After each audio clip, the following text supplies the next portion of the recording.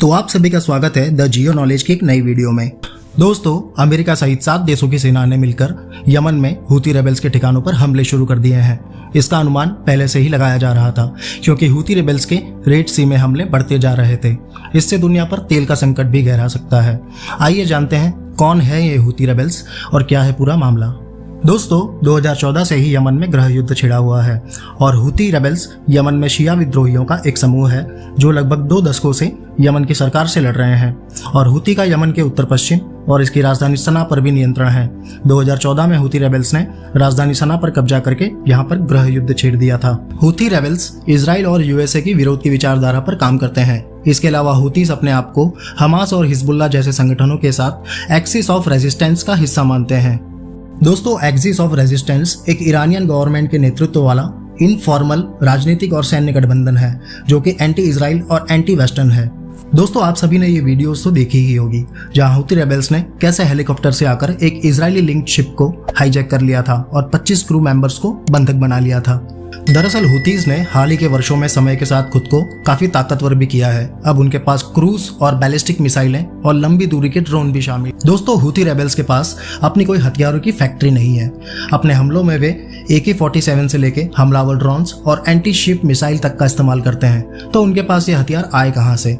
दरअसल अमेरिका और UN का दावा है कि हूतीस को ये हथियार ईरान से सप्लाई किए जाते हैं। अमेरिका का यह भी कहना है कि हूती विद्रोहियों को मिलिट्री ट्रेनिंग, हथियार और दूसरी सहायता भी ईरान से मिलती है।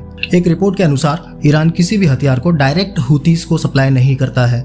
इसके बदले वो हथियारों को छोटे छोटे पार्ट्स में करके इन्हें पहले किसी अफ्रीकन देश तक पहुंचाता है, फिर वहां से मछली पकड़ने वाली नौकाओं के जरिए यमन में लाया जाता है। जब 7 अक्टूबर को इजराइल हमास युद्ध शुरू हुआ तब हूतियों ने हमास के लिए अपना समर्थन घोषित किया था। उनका कहना था कि वे इजराइल के ओर जाने वाले या उसका समर्थन करने वाले देशों के किसी भी जहाज को निशाना बनाएंगे। दोस्तों, नवंबर 23 के बाद से हूतीज ने रेड सी और स्वेज नहर के माध्यम से चलने वाले कई कार्गो शिप्स पर दर्जनों हमले किए हैं। इसमें हमले और अपहरण की घटनाएं सामने आई हैं। इसमें ब्रिटेन से लेकर भारत और अन्य कई देशों के जहाज प्रभावित हुए हैं। यह एक महत्वपूर्ण शिपिंग रूट है जिसके माध्यम से विश्व व्यापार का 12% तक होकर गुजरता है। दोस्तों, 2023 के अंत में हूतीज ने हमले और तेज कर दिए। इसके बाद अमेरिका और उसके सहयोगी देशों ने चेतावनी जारी की, लेकिन हूतीज का कहना था कि वह तब तक पीछे नहीं हटेंगे जब तक इजराइल गाजा में हमास के साथ अपना युद्ध समाप्त नहीं कर देता। 19 नवंबर के बाद से हूती रेबेल्स ने रेड सी में कॉमर्शियल शिपिंग पर अलग अलग 26 हमले किए, लेकिन चौंकाने वाली बात तो यह है कि जिन जहाजों को निशाना बनाया गया उनमें से कई का इजराइल से कोई संबंध ही नहीं है। इन बढ़ते हमलों के डर से कई प्रमुख कंपनीज ने अपने जहाजों को रेड सी से दूर कर दिया है, जो स्वेज नहर के माध्यम से भूमध्य सागर यानी कि मेडिटेरेनियन सी को जोड़ता है। अब इन जहाजों को हजारों मील दूर अफ्रीका का एक लंबा चक्कर लगाकर जाना पड़ रहा है। इससे सप्लाई चेन पर भी प्रभाव पड़ रहा है और माल की ढुलाई की लागत भी बढ़ रही है।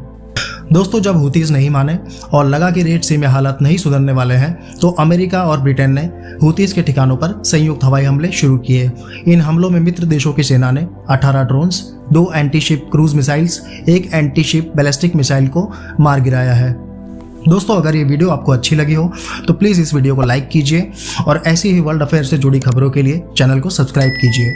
मिलता हूँ आपसे एक नई वीडियो में। जय हिंद।